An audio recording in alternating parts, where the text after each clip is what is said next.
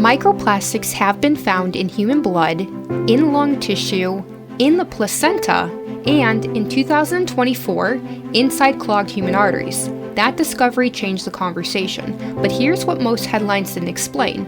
Does this actually mean microplastics are harming you, or are we detecting something that sounds dangerous but isn't? At least not yet. Research broken down to build up your health. Welcome to an apple a day. Microplastics are plastic particles smaller than 5 millimeters. Nanoplastics are much smaller, smaller than 0.0001 millimeters. To put that into perspective, a human hair is about 0.1 millimeters wide. That means nanoplastics can be hundreds of times thinner than a human hair. Some are even smaller than bacteria, so why does size matter? Larger microplastic particles, those bigger than about 0.15 millimeters, are unlikely to be absorbed into the bloodstream. Even particles around 0.01 millimeters are not thought to easily pass into blood vessels. But very tiny particles are a different story. Newer research suggests that it's not the larger microplastics that accumulate in organs, it's mainly the smaller nanoplastics. Because of their size, nanoplastics may be more capable of crossing biological barriers and interacting with tissues more easily.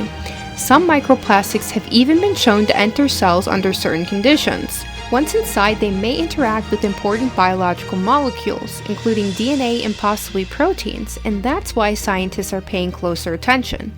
Now, here's something many people don't realize. Microplastics don't just come from ocean pollution. They also come from everyday life. Opening a plastic bottle, wearing polyester clothing, driving, because tire wear is one of the largest sources of environmental microplastics, using plastic cutting boards, handling packaged food, and the thing is that plastic doesn't rot like paper or food when it breaks down. It's not biodegradable. Instead, it fragments. Sunlight weakens it, heat stresses it, oxygen reacts with it. Large pieces become smaller pieces become microscopic. Microscopic becomes nano, and that is how microplastics and nanoplastics are formed. So, how do they reach you? 3 main routes: water, food, air. Let's talk about water first because that's where the fear often starts. Yes, microplastics are found in tap water, and yes, they're found in bottled water too. But here's where it gets interesting. In many studies, plastic bottled water contains more microplastics than tap water, and surprisingly, even glass bottled water can contain more microplastics than tap water. That raises an obvious question. If glass isn't plastic, why are plastic particles showing up there too? Research suggests it may not just be the packaging itself. The bottling process may also contribute to the higher particle counts found in both plastic and glass bottles. Now let's shift back to tap water. Modern water treatment plants remove a large portion of larger microplastics before water reaches your home. In fact, research suggests that well over half of larger microplastics are removed during treatment. Processes like coagulation, sedimentation, and flocculation help capture many of these particles. And when advanced purification methods are used, such as membrane filtration like reverse osmosis, microplastic levels can be reduced even further. But here's where the story becomes more complicated. Measuring microplastics isn't simple. The numbers you see in studies, they depend on how scientists measure them. One common used method, micro-FTIR, is affordable and widely used, but it can miss some of the smallest particles, nanoparticles, which means reported levels may actually underestimate what's there. In other words, we might not be seeing the full picture. More advanced tools like Raman spectroscopy can detect smaller particles, but they're expensive and not always available. So here's the balanced picture. Tap water often contains fewer plastic particles than glass and plastic bottled water, but the smallest particles, nanoplastics, remain an area of ongoing scientific uncertainty. And here's something many people overlook. Water may not even be the largest source of exposure. Indoor air likely contributes as much or more than drinking water alone. So exposure is happening from multiple directions, but the critical question isn't, are particles present? It's, do they cause harm? And that's where the research becomes much more serious. For decades, plastic pollution was viewed as an environmental issue. Marine life, ocean ecosystems, not necessarily human disease. That changed in the 2010s. Researchers began finding microplastics in drinking water, salt, seafood, beer, and eventually in humans. First in stool, then in placentas, then in lung tissue, then in blood, and in 2024, something new. A study reported microplastics and nanoplastics inside arterial plaque removed during surgery, showing those with detectable particles had higher rates of heart attack, stroke, and death during follow-up. Now pause. This does not prove microplastics cause these outcomes. It shows association, and it was one of the first times plastic particles were directly linked with real-world clinical events. In a recent study, researchers did something extraordinary. They looked directly inside human organs, the liver, the kidneys, and the brain, and they found microplastics and nanoplastics in all three. But here's where it gets more unsettling.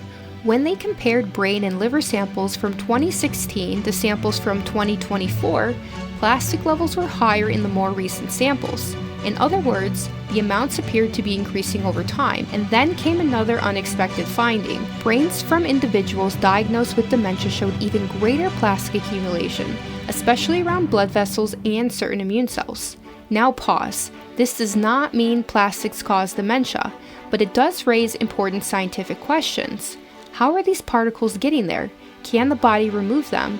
And what, if anything, do they mean for long-term health? This study doesn't give us all the answers, but it clearly shows that plastic exposure is not just theoretical, it's measurable inside human tissue, even in the brain.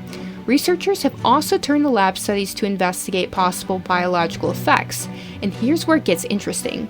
In controlled experiments, microplastics have been linked to fetal toxicity, cancer, inflammation, oxidative stress, and DNA damage. Most plastics and chemical additives used in manufacturing are classified as hazardous or carcinogenic. But there's another layer to this. Microplastics don't just exist on their own. Because they're small and have a large surface area, they can act like tiny sponges. They can attract and carry other harmful substances, heavy metals, pesticides, industrial toxins, antibiotics, and even bacteria and antibiotic-resistant genes. In other words, microplastics may not just be particles, they may be carriers, vehicles that transport contaminants through the environment and potentially into the body. Right now, there's no solid evidence showing that microplastics are causing widespread health problems in humans. But that doesn't mean the story is finished. Scientists still need a clearer picture of how much plastic we're actually exposed to, especially the smallest particles. So the real issue isn't proven danger yet, it's unanswered questions. And remember, exposure doesn't just come from water, it comes from food, from cosmetics, and from air, and some research even suggests from masks. There's another topic that came up during the pandemic, and that's face masks. From 2020 to 2023, millions of people around the world wore masks for long periods of the day. Masks were designed to filter particles from the air, including bacteria, droplets, and dust, and there's strong evidence they reduce the spread of respiratory infections. But researchers have also asked another question. What about particles coming from the mask itself? Some laboratory studies have found that certain disposable masks can release microplastics and nanoplastics during stimulated breathing conditions. In addition, a few analyses have detected small amounts of volatile organic compounds, often called VOCs, along with substances such as xylene and even trace levels of certain metals, like lead and cadmium, in some mask materials. Now, this part is important. Because masks sit directly over the nose and mouth, researchers have argued that a risk-benefit analysis is reasonable, especially for long-duration use. At the same time, it's important to keep context. During a respiratory pandemic, masks were shown to reduce viral transmission and illness. Any potential exposure from mask materials must be weighed against that benefit. So, what's the takeaway? Masks filter harmful particles from the air. Some mask materials may also release plastic particles or trace chemicals under certain conditions. As with many things in human health, it comes down to balance. Understanding both the benefits and the possible trade-offs helps us make informed decisions without jumping to extremes. While the science on microplastics is still evolving, practical risk reduction makes more sense than panic. So, what can you control? The goal is not elimination. That's impossible. The goal is reasonable reduction. Let's start with water. Limit bottled water consumption, including both glass and plastic. For infants, avoid plastic baby bottles. When polypropylene plastic baby bottles are exposed to high temperatures like very hot water, it can shed more microscopic particles, in some cases millions per liter. If you use filtration, use membrane filters such as reverse osmosis and ultrafiltration. When researchers compared two water filters that both used membranes, the one with the smaller pores performed better. Basic carbon pitcher filters are not designed to remove plastic particles. Some studies show little reduction and sometimes increased counts. For plastic reduction, membrane-based systems are more reliable. Now food. Avoid heating food in plastic containers. Transfer to glass or ceramic before reheating. Reduce consumption of heavily plastic packaged foods. These foods may contain more plastic particles. Reducing consumption of overly processed foods may also lower microplastic exposure. Examples include cheese compared to milk. If you drink tea, avoid usage of tea bags. If you eat seafood, vary your sources. Fish and shellfish, like mussels and oysters, can accumulate higher microplastic levels because they filter larger volumes of water. Now air.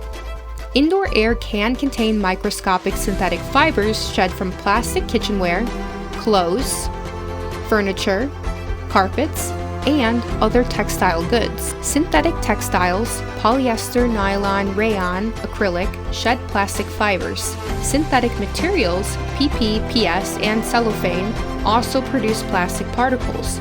And the surprising part is that it's not just inside homes, it also includes inside cars. To reduce inhalation exposure, reduce the amount of plastic in your kitchen, including freezer bags, cling wrap, plastic microwave-safe dishes, and milk bottles.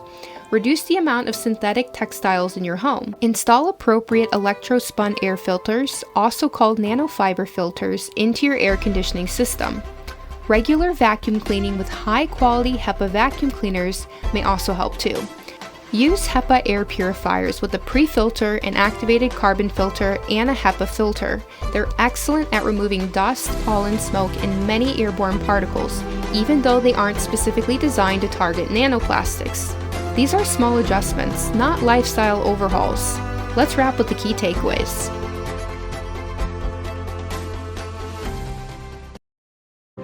Microplastics are now found in water, food, air, and even human tissue. Current evidence doesn't prove widespread harm, but important questions remain, especially about tiny nanoplastics and long-term exposure. The goal isn't panic, it's informed awareness. Small, practical changes can reduce exposure while science continues to uncover what this means for human health. Class dismissed. After watching this, what's one small change you might try this week? Let us know in the comments. If you found this helpful, subscribe for more research-backed health insights and check out our website to see what videos are coming up next.